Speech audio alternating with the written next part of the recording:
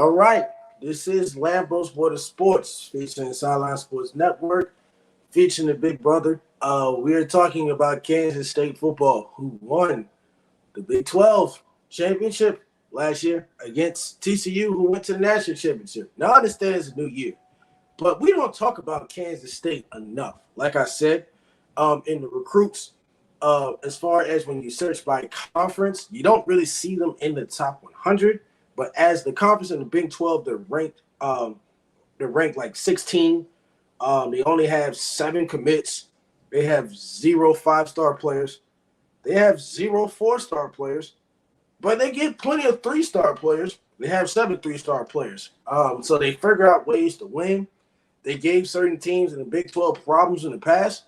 Go ahead and explain Kansas State. I feel like Kansas State has some very good potential going forward. Yeah, well, they're going to have to pick up this class. So on 247 Sports, they're the 92nd ranked 2024 recruiting class. Like you mentioned, 7 commits, all 7 of them being 3 stars. Their top 5 recruits are as follows. So we've got this guy on the screen, 3-star offensive tackle. He's rated at an 88, so it could be a bump to a 4-star by the end of the year. We will have to wait and see. His name is Caden Massey. He's a 6'8", 280-pound tackle. So big boy for sure. Composite rankings here, 568th player nationally, 41st offensive tackle, and the 2nd-ranked player in Kansas. Next, we've got 3-star running back, John Price, 5'11", 190. So the dude is thick. Composite rankings here as well, 726th ranked player nationally, 55th ranked running back, and the 5th player in the state of Kansas. Next up, interior O-lineman Gus Hawkins, 6'6", 270, 727th player nationally, 56th ranked interior O-lineman, and the 6th ranked player in Kansas. So they've got 2, 5, and 6. Also, they have this guy who's got the best name I've ever heard, Jake Stonebreaker. He's a 6'1" athlete, 200 pounds. He's a 743rd ranked player nationally, 73rd athlete, and the 2nd best player from the state of Colorado. He plays running back and linebacker. His huddle was, obviously it's going to be impressive because that's all you put on the huddle. But he's a super hard-hitting linebacker, but he's still fast enough to get around the edge and close gaps. So, like, he can get into coverage a little bit, but he can also run down running backs. He can fill gaps. He can get around the edge very fast. And that speed translates to the offensive side of the ball. He has the speed to hit the edge offensively as well, find gaps, and can really make separation. So I don't know where they're going to put him, considering that they also got John Price, who's, 55th running back in the country, fifth player in Kansas. We'll have to see, because I can definitely see him competing for a very early depth chart role at both positions. He looks pretty exciting.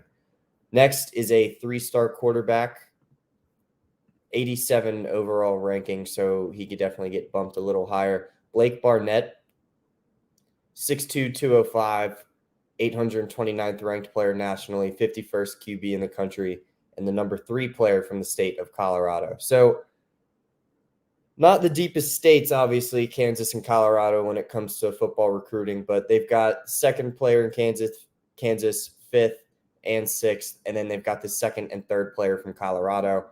So Kansas isn't super close to Colorado, but I think it's only like a state away. We've driven out to Colorado a few times, and that drive through Kansas is the most boring part because it's all fields out there.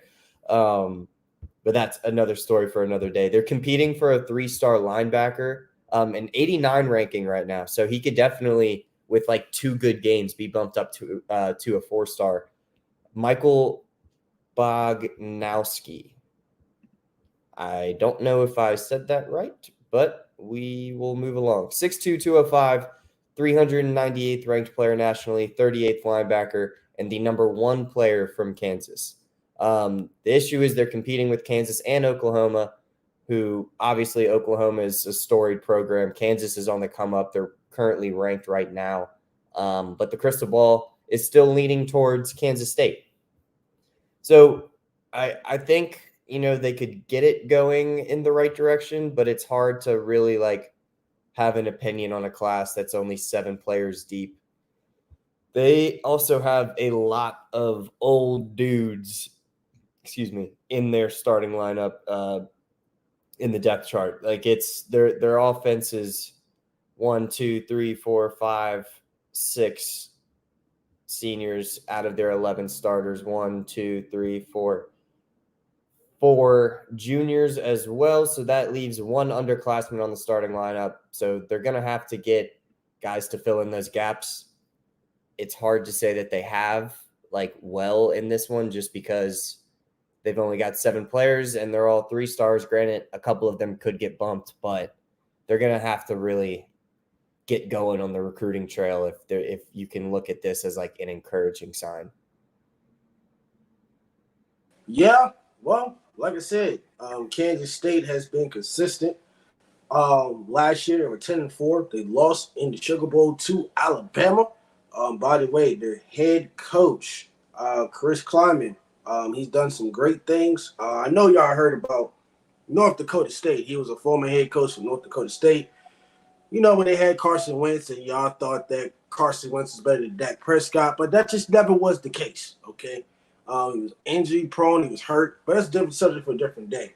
He led North Dakota State before coming to Kansas State from 2014 to 2018, 69-6, which, they won championships for the last 5 seasons while he was at North Dakota State.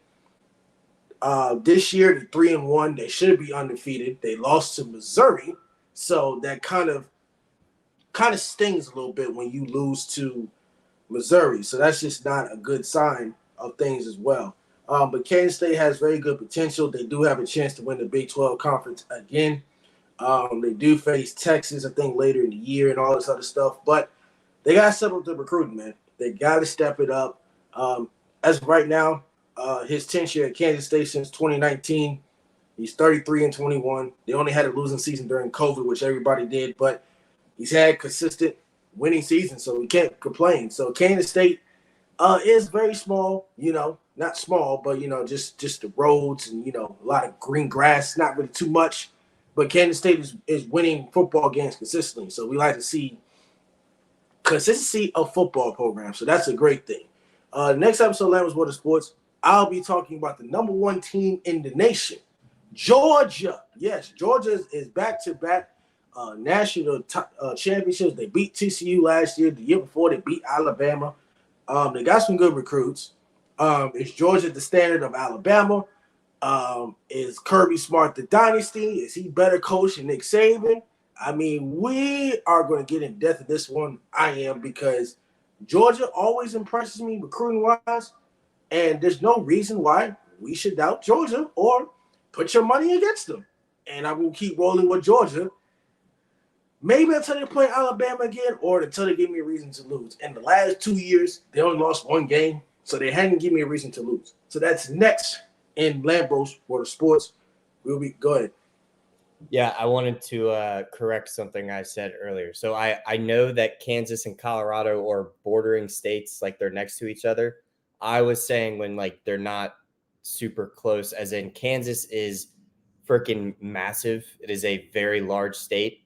So when I was saying that drive through Kansas is awful, that's what I meant within it's not super close. Obviously they're next to each other, but I was just talking about how large the state of Kansas is. It's not like Virginia to North Carolina where you can get there in 2 hours. This is it takes a whole day to get across Kansas.